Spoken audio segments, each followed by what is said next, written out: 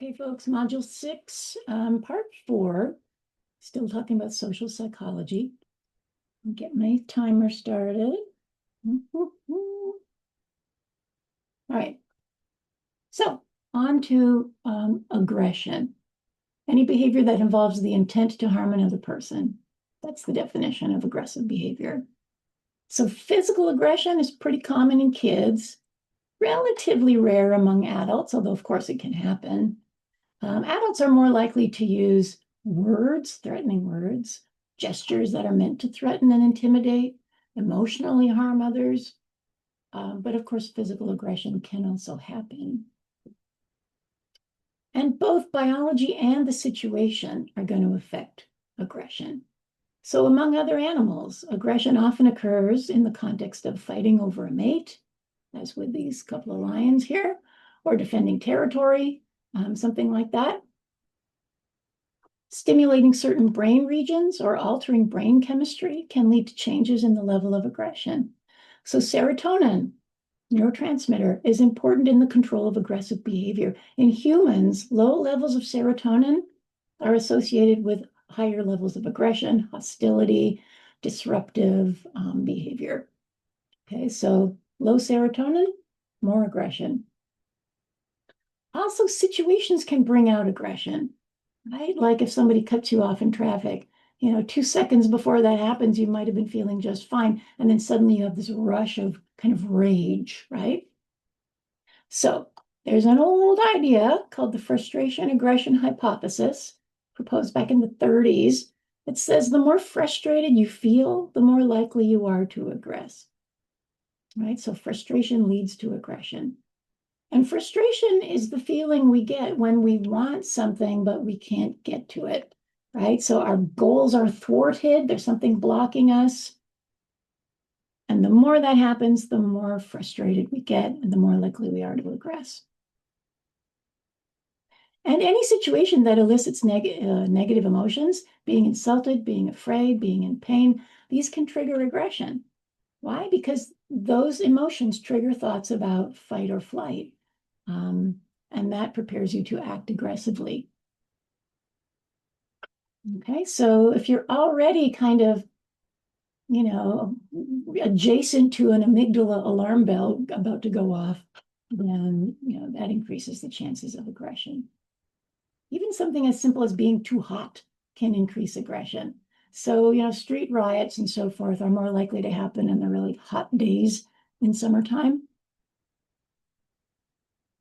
Okay, so we've got the Milgram research, we've got aggression, serotonin, frustration aggression hypothesis, negative emotion, right? Which means being afraid, in pain, insulted, etc.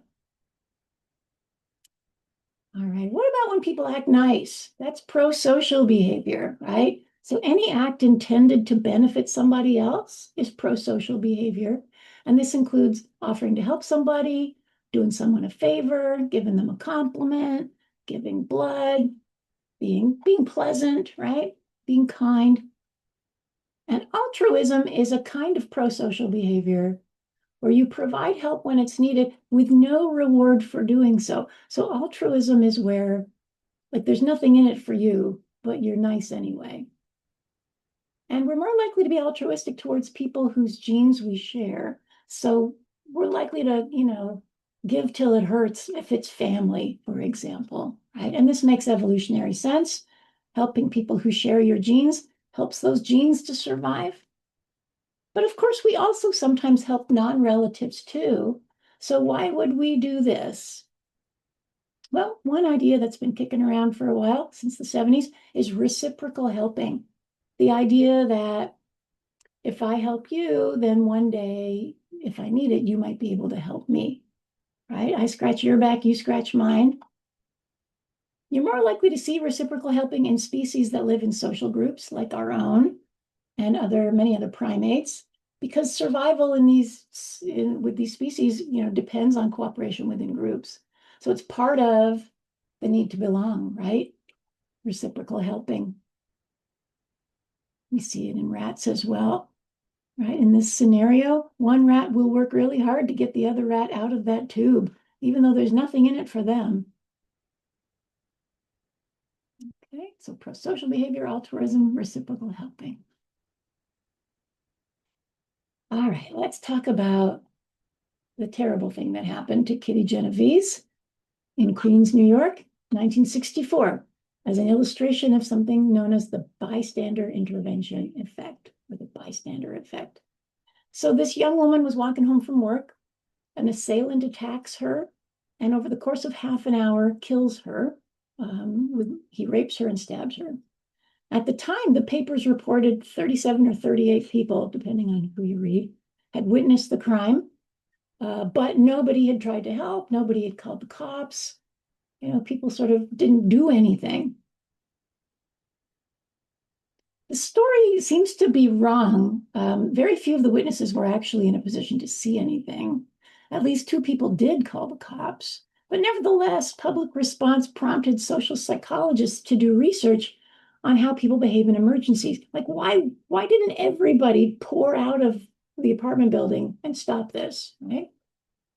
So Darley and Latine, 2 social psychologists who did a bunch of really ingenious studies looking at the bystander effect.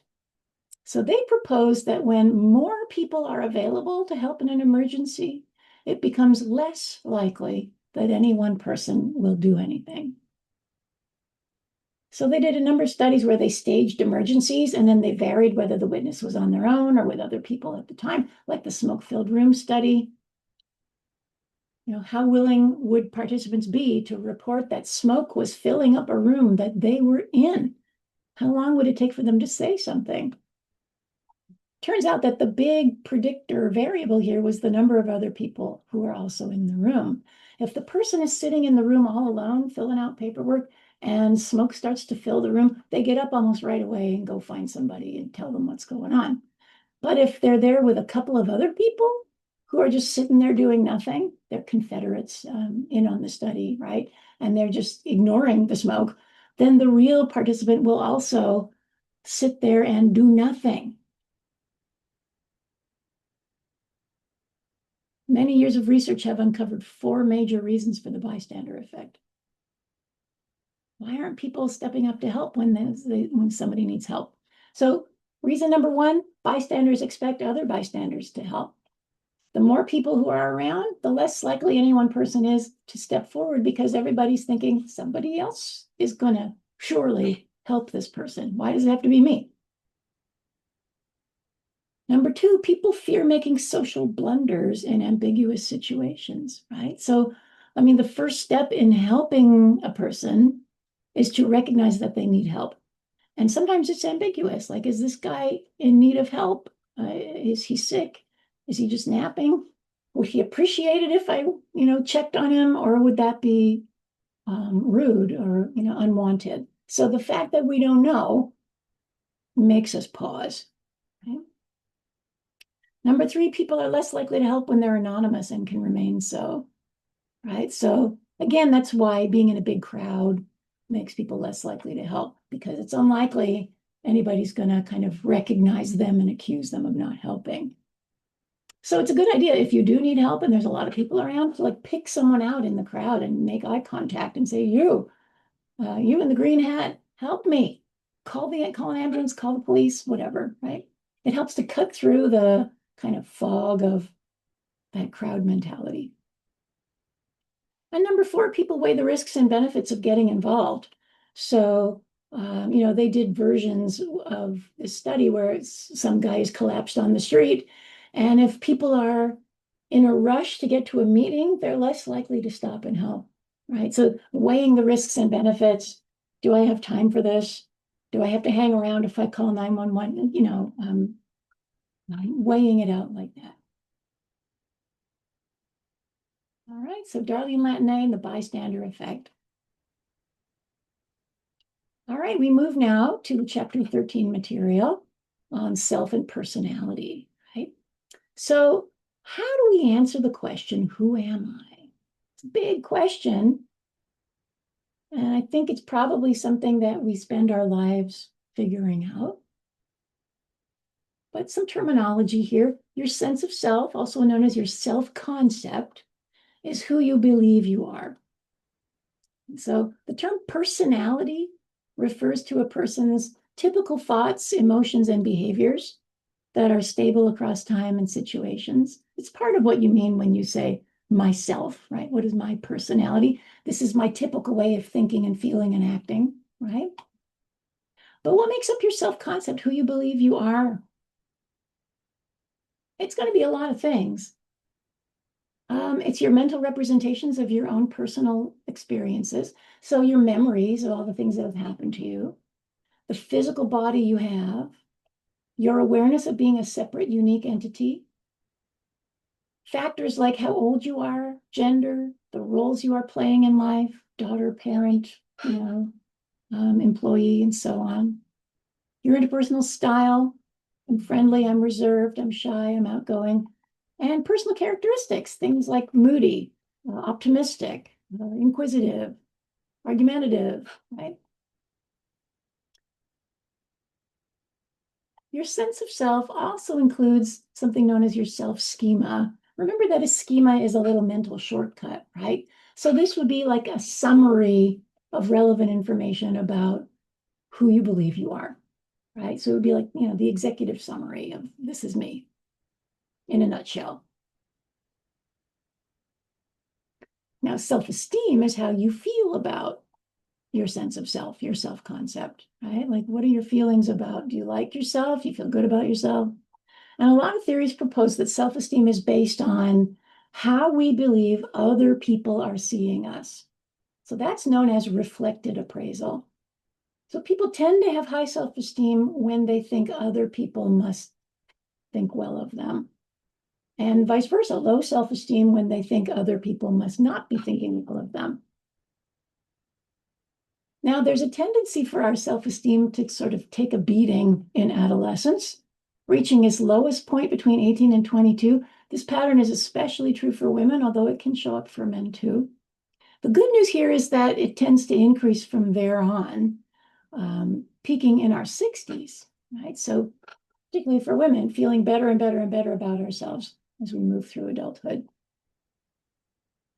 Studies find that women generally do have lower self-esteem than men, although the gap appears to be decreasing, not because women's self-esteem is getting higher, but because men's is getting lower. And we can just look to, all the crapola that girls and women are faced with as they're growing up and trying to decide what kind of person they are. All these messages about what you should look like and act like, right? Perfect body. And guys are being targeted more than they used to be by advertisers, which might explain why guys' self-esteem is dropping too. There are exceptions like the Dove ad campaign, which is trying to use more typically sized people, right? So a review of hundreds of studies has found that people with high self-esteem tend to be happier. That makes sense, right? If you like yourself, you tend to be happier. But some interesting things, self-esteem is not very strongly related to other people's opinions of us. So we think we know what other people are thinking of us, and that reflects on how we feel about ourselves. But it doesn't have a whole lot to do with whether other people actually do like us. So you could have high self-esteem and other people might not like you very much, or vice versa. Another potential downside to high self-esteem, violent criminals have high self-esteem. School bullies tend to have quite high self-esteem. So while it is related to happiness, it's not a good indicator of success in social relationships or other areas of life. And it's only weakly related to objective life outcomes, like, success in your job, success at school, number of friends, things like that. All right, so personality, self-concept, self-schema, working self-concept, self-esteem, reflected appraisal.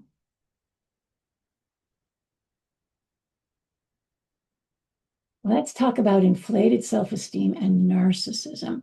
So narcissism is a type of personality that involves being self-centered, having a very grandiose sense of self, meaning feeling quite important, a feeling of entitlement to special treatment, and manipulativeness. So it's kind of seeing other people as things you can use to get what you want. So not surprisingly, narcissists don't have great relationships with other people, right?